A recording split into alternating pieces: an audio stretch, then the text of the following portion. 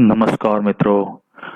आज मैं आपके लिए महिषासुर वध की कथा और जिसमें भगवती दुर्गा उनका वध करती है, उसका वध करती है, वो कथा लेकर आया हूँ। इसमें ऋषि मार्कंडेय कहते हैं, पूर्व काल में देवताओं और असुरों में पूरे 100 वर्षों तक घोर संग्राम हुआ था। उसमें असुरों का स्वामी महिषासुर था और देवताओं के नायक इंद्र थे। उस युद्ध में देवताओं की सेना महाबली असुरों से परास्त हो गई। संपूर्ण देवताओं को जीतकर महिषासुर इंद्र बन बैठा। तब पराजित देवता प्रजापति ब्रह्मा जी को आगे करके उस स्थान पर गए जहां भगवान शंकर और विष्णु विराजमान थे।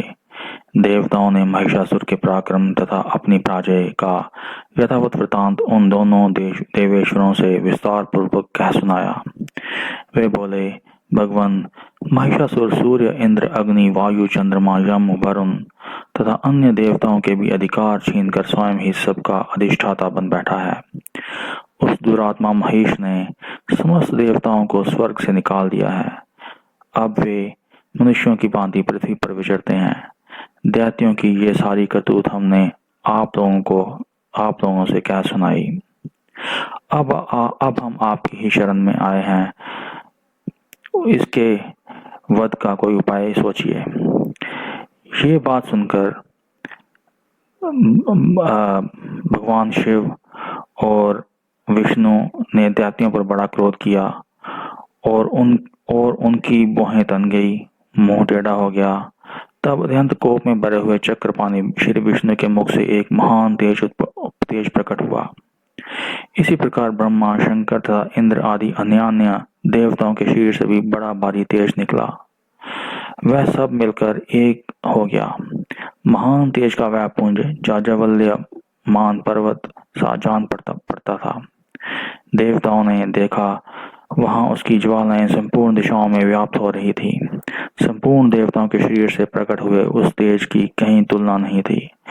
एकत्रित होने पर वह एक नारी के रूप में परिणत हो गया और अपने प्रकाश से तीनों लोगों को व्याप जान कर पड़ा। भगवान शंकर का जो तेज था, उससे उस देवी का मुख प्रकट हुआ। यमराज के तेज से उसके सिर में बाल निकल आए। श्री विष्णु भगवान के तेज से उसकी भुजाएं उत्पन्न हुई। वरुण के तेज से जंगा और पिंडली, ब्रह्मा के तेज से दोनों चरण और सूर्य के तेज से उनकी अंगुलियां हुई। वसुओं के तेज से हाथों की अंगुलियां और कुबेर के तेज से नासिका प्रकट हुई। इसी प्रकार सभी देवी देवताओं के तेज से माता दुर्गा भगवती जगदम्बे का रूप बना। उसकी भौहें संध्या के और कान वायु के तेज से उत्पन्न हुए थे। तदनंतर समस्त देवताओं के तेज पुंज से प्रकट हुई देवी को देखकर महिषासुर के सताए हुए देवता बहुत प्रसन्न हुए। पिनाकधारी भगवान शंकर ने अपने शूल से एक शूल निकालकर उन्हें दिया। फिर भगवान विष्णु ने भी अपने चक्र से चक्र उत्पन्न करके भगवती को अर्पण किया। वरुण ने भी शंख भेंट किया। अग्नि ने उन्हें शक्ति दी और वायु ने धनुष और बाण से भरे हुए 2 तरकश प्रदान किए। सहस्त्र नेत्रों वाले देवराज इंद्र ने अपने वज्र से वज्र उत्पन्न करके दिया और ऐरावत हाथी से उतार कर 1 घंटा भी प्रदान किया। यमराज ने काल दंड से दंड, वरुण ने पाश, प्रजापति ने स्फटिकाक्ष की माला तथा ब्रह्मा जी ने कमंडलू भेंट किए। सूर्य ने देवी के समस्त रोमकूपों में अपनी किरणों का तेज भर दिया। काल ने उन्हें चमकती हुई ढाल और तलवार दी। क्षीर समुद्र ने उज्जवल हार तथा कभी जीर्ण न होने वाले 2 दिव्य वस्त्र भेंट किए। साथ ही उन्होंने दिव्य चूड़ामणि, 2 कुंडल, कड़े, उज्जवल अर्धचंद्र, सब बाहुओं के लिए केयूर, दोनों चरणों के लिए निर्मल नुपुर, गले की सुंदर हंसली और इस प्रकार सभी देवी देवताओं ने माता भगवती को कुछ न कुछ प्रदान किया। तत्पश्चात अन्य देवताओं ने भी आभूषण और अस्त्र शस्त्र देकर देवी का सम्मान किया। तत्पश्चात उन्होंने बारंबार अट्टहास पूर्वक उच्च स्वर से गर्जना की। उनके भयंकर नाद से संपूर्ण आकाश गूंज उठा। देवी का वह अत्यंत उच्च स्वर से किया हुआ सिंहनाद कहीं समा न सका। आकाश उसके सामने लघु प्रतीत होने लगा। उससे बड़े जोर की प्रतिध्वनि हुई जिससे संपूर्ण विश्व में हलचल मच गई और समुद्र कांप उठे, पृथ्वी डोलने लगी और समस्त पर्वत हिलने लगे। उस समय देवताओं ने अत्यंत प्रसन्नता के साथ सिंहवाहिनी भगवती से कहा, देवी तुम्हारी जय हो। साथ ही महर्षियों ने भक्तिभाव से विनम्र होकर उसका सत्वन किया। संपूर्ण त्रिलोकी को क्षोभग्रस्त देख दैत्यगण अपनी समस्त सेना को कवच आदि सुसज्जित कर हाथों में हथियार ले सहसा उठकर खड़े हो गए। उस समय महिषासुर ने बड़े क्रोध में आकर कहा, आह, ये क्या हो रहा है।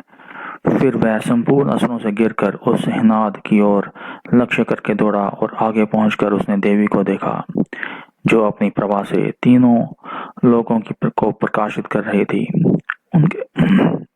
उनके चरणों के बार से पृथ्वी दबी जा रही थी, माथे के मुकुट से आकाश में रेखा से खींच रही थी। वे अपने धनुष की टंकार से सातों पातालों को क्षुब्ध किए देती थी। देवी अपनी हजारों भुजाओं से संपूर्ण दिशाओं को आच्छादित करके खड़ी थी। तदनंतर उनके साथ दैत्यों का युद्ध छिड़ गया। नाना प्रकार के अस्त्र शस्त्रों के प्रहार से संपूर्ण दिशाएं उद्भासित होने लगी। चिक्षुर नामक महान असुर महिषासुर का सेनानायक था। वह देवी के साथ युद्ध करने लगा। अन्य दैत्यों की चतुरंगिनी सेना साथ लेकर चामर भी, जो एक अन्य बहुत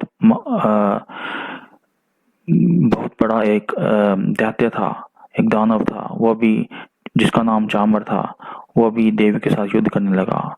60,000 रथियों के साथ आकर उदग्र नामक महादैत्य ने लोहा लिया।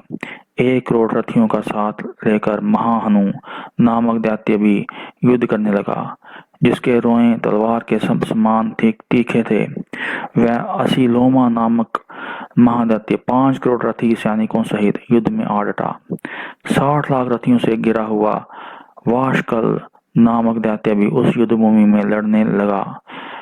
परिवारित नामक राक्षस हाथी सवार और घुड़सवारों के अनेक दलों तथा 1 करोड़ रथियों की सेना लेकर युद्ध करने लगा। विडाल नामक दैत्य 5 अरब रथियों से गिरकर लोहा लेने लगा। इनके अतिरिक्त और भी हजारों महादैत्य रथ, हाथी और घोड़ों की सेना साथ लेकर वहां देवी के साथ युद्ध करने लगे। स्वयं महिषासुर उस रणभूमि में कोटि कोटि सहस्त्र रथ, हाथी और घोड़ों की सेना से घिरा हुआ खड़ा था। वे दैत्य देवी के साथ तोमर, बिंदीपाल, शक्ति, मूसल, खड़ग, परशु और पटिश आदि अस्त्र शस्त्रों का प्रहार करते हुए युद्ध कर रहे थे। कुछ दैत्यों ने उन पर शक्ति का प्रहार किया, कुछ लोगों ने पाश फेंके तथा कुछ दूसरे दैत्यों ने खड़ग प्रहार करके देवी को मार डालने का उद्योग किया। देवी ने भी क्रोध में भरकर खेल में अपने अस्त्र शस्त्रों की वर्षा करके दैत्यों के वे समस्त अस्त्र शस्त्र काट डाले। उनके मुख पर परिश्रम तथा या थकावट का रंच मात्र भी चिन्ह नहीं था। देवता और ऋषि उनकी स्तुति करते थे और वे भगवती परमेश्वरी दैत्यों के शरीरों पर अस्त्र शस्त्रों की वर्षा करती थी। देवी का वाहन वह सिंह भी क्रोध में भरकर गर्दन के बालों को हिलाता हुआ असुरों की सेना में इस प्रकार विचरने लगा, मानो वनों में दावानल फैल रहा हो। रणभूमि में दैत्यों के साथ युद्ध करती हुई अंबिका देवी ने जितने निश्वास छोड़े, वे सभी तत्काल सैकड़ों हजारों गणों के रूप में प्रकट हो गए और परशु, बिंदीपाल, खड़ग तथा पटिश आदि अस्त्रों द्वारा असुरों का सामना करने लगे। देवी की शक्ति से बढ़े हुए वे गण असुरों का नाश करते हुए नगाड़ा और शंख आदि बजाने लगे। उस संग्राम महोत्सव में कितने ही गण मृदंग बजा रहे थे। तदनंतर देवी ने त्रिशूल से, गदा से, शक्ति की वर्षा से और खड़ग आदि से सैकड़ों महादैत्यों का संहार कर डाला। कितनों को घंटे के भयंकर नाद से मूर्छित करके मार गिराया। बहुतेरे दैत्यों को पाश से बांधकर धरती पर घसीटा। कितने ही दैत्य उनकी तीखी तलवार की मार से दो दो टुकड़े हो गए। कितने ही गदा की चोट से घायल हो धरती पर सो गए। कितने ही मूसल की मार से अत्यंत आहत होकर रक्त वमन करने लगे। कुछ दैत्य शूल से छाती फट जाने के कारण पृथ्वी पर ढेर हो गए। उस रणांगन में बांस मोहों की वृष्टि से कितने ही असुरों की कमर टूट गई। बाज की तरह झपटने वाले देवी देवी पीड़क दैत्यगण अपने अपने प्राणों से हाथ धोने लगे। किन्हीं की भौहें छिन्न भिन्न हो गई, किन्हीं की गर्दनें कट गई। कितने ही दैत्यों के मस्तक कट कट कर गिरने लगे। कुछ लोगों के शरीर मध्य भाग में ही विदीर्ण हो गए। कितने ही महादैत्य जांघें कट जाने से पृथ्वी पर गिर पड़े। कितनों के ही देवी ने एक बांह, एक पैर और एक नेत्र वाले करके दो टुकड़ों में चीर डाला। कितने ही दैत्य मस्तक काट कट जाने पर भी गिर कर फिर उठ जाते और केवल धड़ के ही रूप में अच्छे अच्छे हथियार हाथ में ले देवी के साथ युद्ध करने लगते थे। दूसरे कबंध युद्ध के बाजों की लय पर नाचते थे। कितने ही बिना सिर के दड़ हाथ में खड़ग शक्ति और रिष्टि लिए दौड़ते थे और दूसरे दूसरे महादैत्य ठहरो ठहरो ये कहते हुए देवी को युद्ध के लिए ललकारते थे। जहां वह घोर संग्राम हुआ था वहां की धरती देवी के गिराए हुए रथ, हाथी, घोड़े और असुरों की लाशों से ऐसी पट गई थी कि वहां चलना फिरना असंभव हो गया था। दैत्यों की सेना में हाथी, घोड़े और असुरों के शरीरों से इतनी अधिक मात्रा में रक्तपात हुआ था कि थोड़े ही देर में वहां खून की बड़ी बड़ी नदियां बहने लगी। जगदम्बा ने असुरों की विशाल सेना को क्षण भर में नष्ट कर दिया। ठीक उसी तरह जैसे तृण और काठ के बारी ढेर की आग कुछ ही क्षणों में भस्म कर देती है, और वह सिंह भी गर्दन के बालों को हिला हिला कर जोर जोर से गर्जना करता हुआ दैत्यों के शरीरों से मानो उनके प्राण चुन लेता था। वहां देवी के गणों ने भी उन महादैत्यों के साथ ऐसा युद्ध किया जिससे देवतागण उन पर आकाश से फूल बरसाने लगे और उन सब से संतुष्ट हुए। मित्रों, इसका बाकी का भाग जो बाकी की कथा है जिसमें देवी महिषासुर का वध करती है, वो कथा इसके वीडियो के अगले भाग 2 में सुनिए। तो तब तक के लिए आपको नमस्कार। नमस्कार मित्रों, आज मैं आपके लिए महिषासुर वध की